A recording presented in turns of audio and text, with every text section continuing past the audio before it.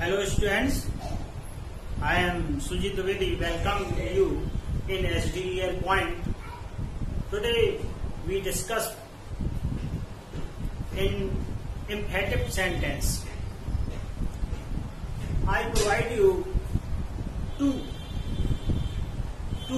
lecture related to emphatic sentence. This is a third lecture.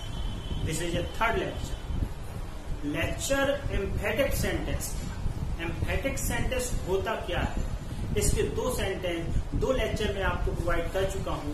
आज मैं जो आपको प्रोवाइड करने वाला हूं उससे भी मजेदार है, उससे भी ज्यादा इंटरेस्टिंग है। अभी आपने केवल सुना होगा कि only Ram kill Ravan, only Ram can kill Ravan, only Mahesh can pick up this box। तो ऐसे कई बात आपने सुने होंगे, लेकिन कभी आपने इनका प्रयोग अपनी इंग्लिश स्पोकन में करना शुरू नहीं किया होगा। अब करना शुरू कर दीजिए। अभी से इस वीडियो के बाद आप एक और प्रयोग अपनी इंग्लिश स्पोकन में ऐड कर लेंगे जो आपको और इम्प्रूवमेंट कर देगा। जैसे कभी आपने वाक्य में देखा एक ही, एकमात्र, केवल, ये कुछ वर्ड दिए गए। एक ही, एकमात्र, केवल, ऐसे कुछ वर्ड दिए गए हैं तो आप ओनली का प्रयोग करें। ओनली का प्रयोग किसके पहले होता है ये भी सोच लीजिए, जान लीजिए।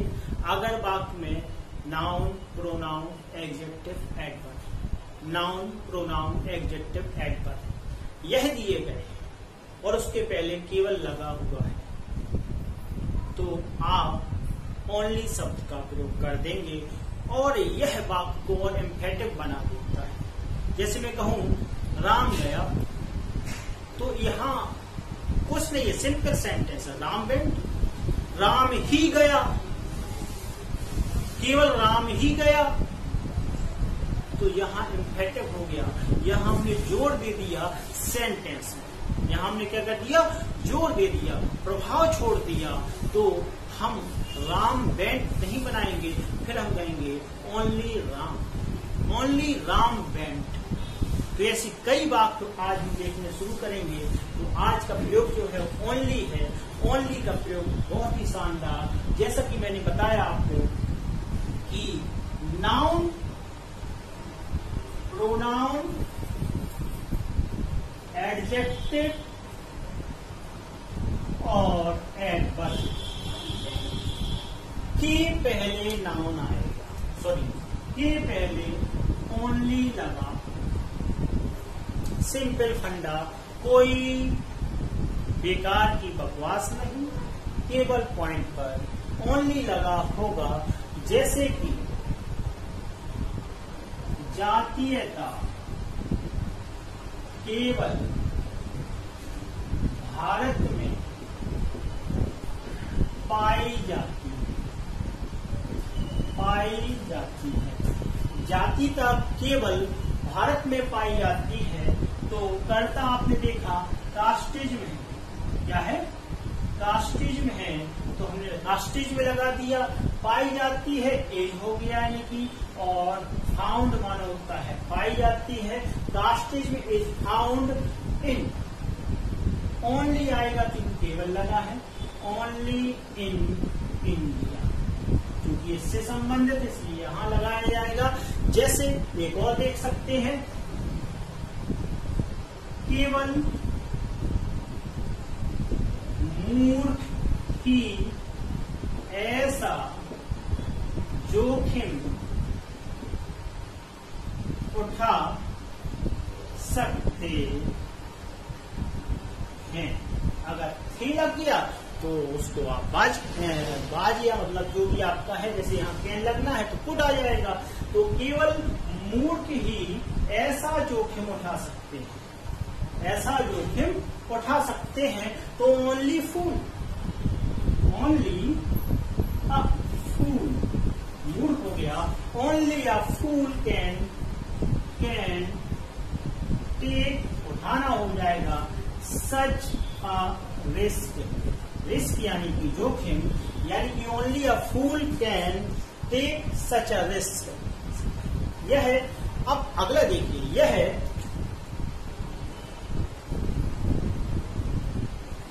केवल मनुष्यों में पाया जाता है, केवल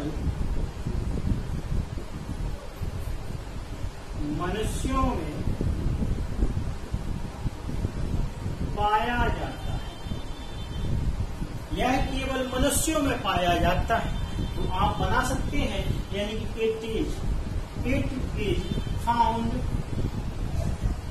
is found only in, human लिखते हैं या मनुष्य लिखते हैं, ह्यूमन बीइंग। बहुत ही सिंपल टॉपिक है, 3 आपको सेंटेंस दे दिए। और देखिए कि आप इसको और कैसे बना सकते हैं।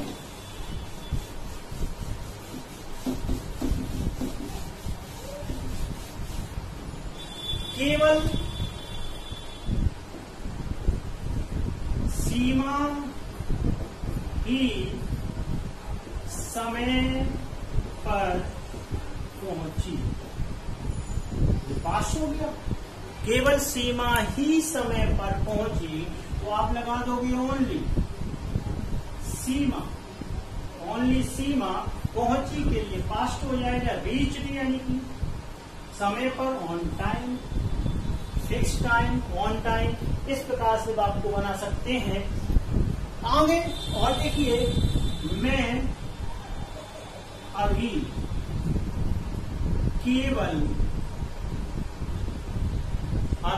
केवल 18 वर्ष का हूं। मैं अभी केवल 18 वर्ष का हूं। तो कैसे बनाएंगे? I am only 18 years old, और अभी कह रहा है in present. I am only 18 years old in present.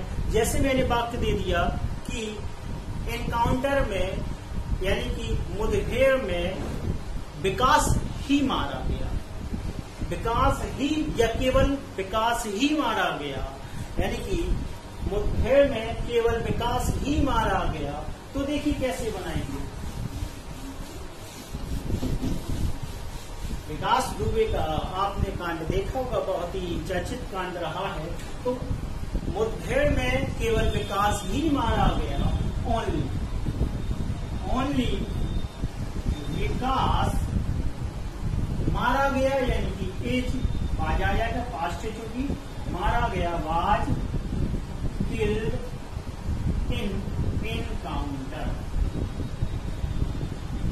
Only Vikas was killed in encounter. Only I reach in time in office. Only manager found salary.